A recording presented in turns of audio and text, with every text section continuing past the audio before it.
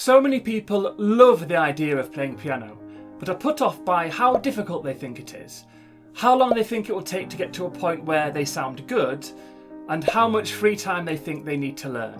I'm going to prove to you that you can start playing a piano that actually sounds good in just a few minutes. And you can do this even if you don't know anything about the piano at all. And keep on watching until the end, where I'll show you how you can come up with your own unique and beautiful piano piece using what you're about to learn. Let's go! Notice how the piano has loads of white keys, and then the black keys are separated into groups of 2s and 3s.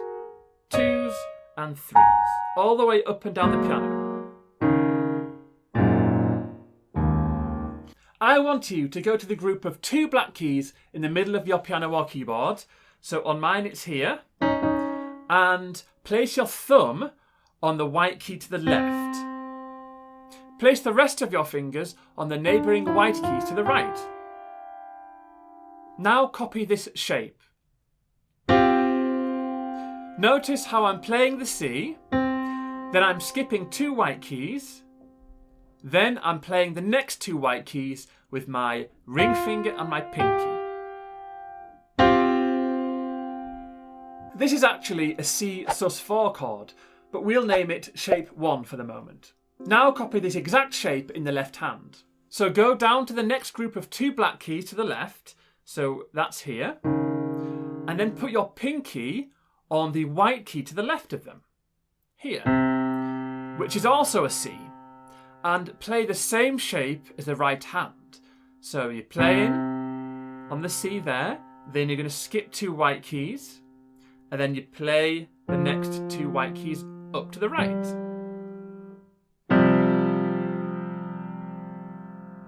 Now try playing them at the same time. Now move the middle keys to the left by 1 step, keeping the outside notes the same, like this. So if we do the right hand first, you had that shape, then you're going to move the middle one down to the left, to there, keeping the outside notes the same. And again in your left hand, it was here, so you're going to move the middle one down to the left by 1 step, keeping the outside notes the same. And play it at the same time.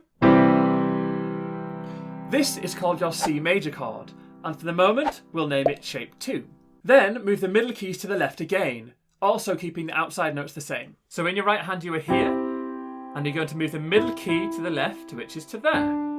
And in your left hand you were again here, move the middle key to the left, which is to there. So both of them played at the same time. This is called a C sus2 chord, but we're going to name it shape 3. Now playing with both hands at the same time, alternate between those 3 chord shapes starting in this order. First, second, third, and then back to the second. Like this.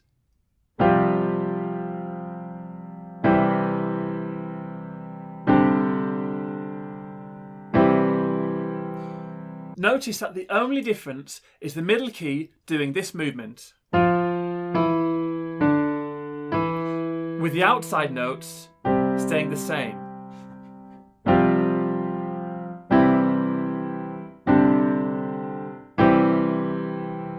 Once you've got used to that, I want you to break the chords up, playing from the lowest keys to the highest, so from the left to the right, like this.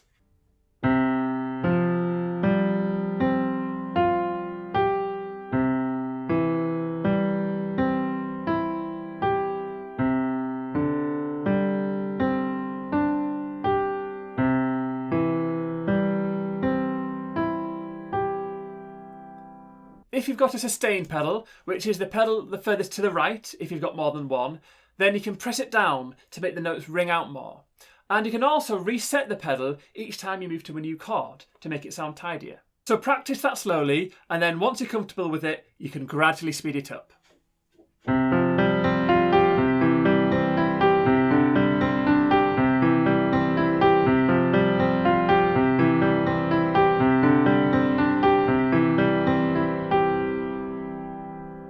It's already sounding great, isn't it? But just you wait, because I'm going to show you some ways to make it sound even better.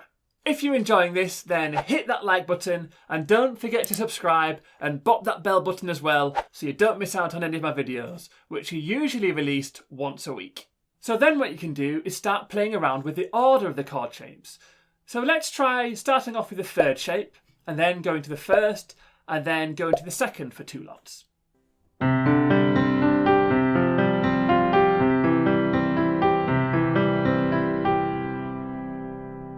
So try making up your own variations. You can also try playing the same shapes higher up the piano. So using the groups of 2 black keys to guide where you place your hands, you can move it up to here. So to the left of the 2 black keys, and we'll try the same pattern.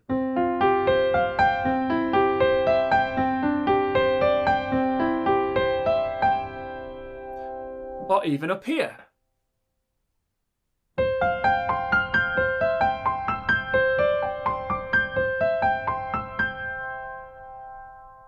And as you can hear, you get an even more delicate sound.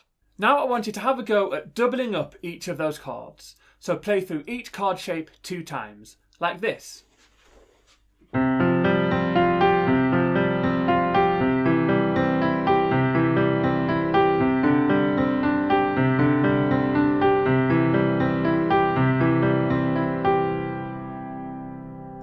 Now I'll show you how you can take it to the next level and start making up your own melodies, which is otherwise known as improvising.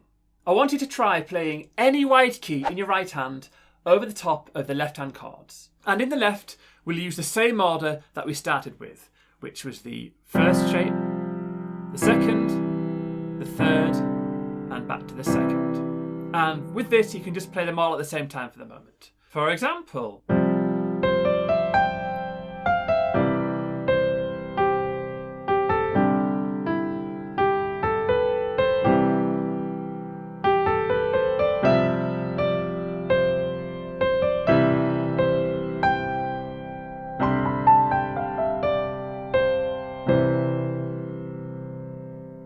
so just play around and see what you can come up with.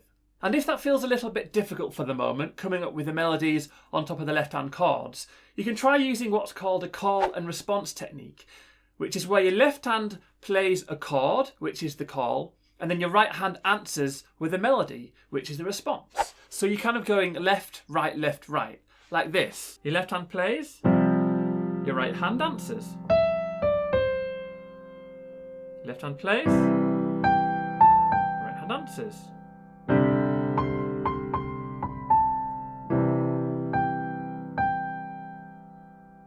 So you can try that as well. If you're having fun with this, then you may want to check out my range of in-depth piano courses. And my focus when creating them is teaching in ways that make it as quick and easy as possible. I've got courses on blues, jazz, sight reading, ear training, as well as my ultimate piano chords course. And they all have preview lessons that you can try out for free as well. I'll leave a link for those in the description below. Anyway, back to the improvising. So next, if you really want to push yourself, you can try playing through the same broken chord pattern in the left hand, so playing it from the left to the right, and also playing through each chord shape twice, like this.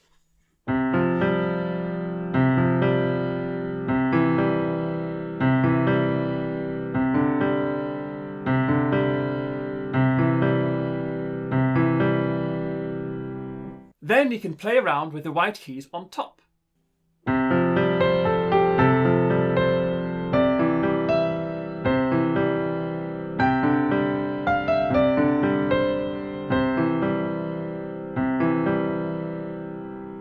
Once you've had a go at that, here's how you can turn it all into your own unique piano piece. I want you to think about this in 3 parts, using this form, A, B, A.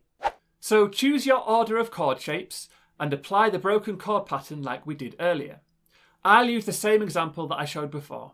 This will be my A section. The B section is going to be where you improvise melodies over the top of your chosen left-hand chord pattern, and then you finish it off by going back around to the A section. If you want to use the same chord shape order as me, that's absolutely fine. It will still be unique to you because of what you choose to do in the B section. And you can go around the chord pattern and improvising section as many times as you want, but using this format, it gives your piece a clear beginning, middle and end. So once you've decided which chord shapes you're going to do, you can just begin and play around. For example,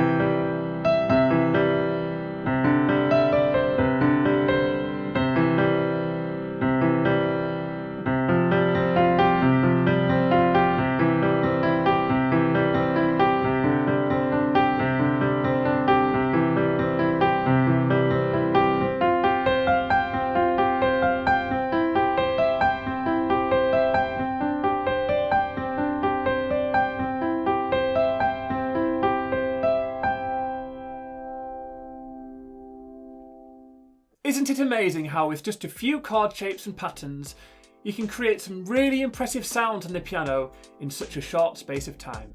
I'm interested to hear if you enjoyed learning using this chord pattern approach, so please do let me know in the comments below what you thought. If you're looking for a step-by-step, organised piano education, rather than jumping around on the internet from one video to another, then don't forget to check out my range of online courses over on my website. And if you're in the mood for another quick and easy lesson, then you can watch my video on 5 stunning piano patterns for beginners here.